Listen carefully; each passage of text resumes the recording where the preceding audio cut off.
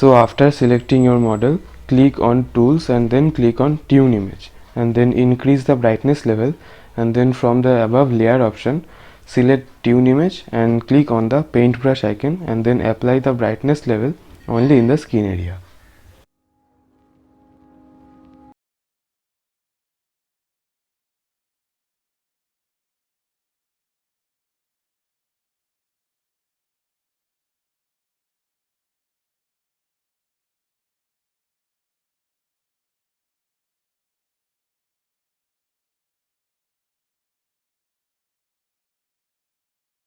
After that, from tune image option select saturation and then increase the saturation level, and then from the layers option erase the saturation effect from the skin area.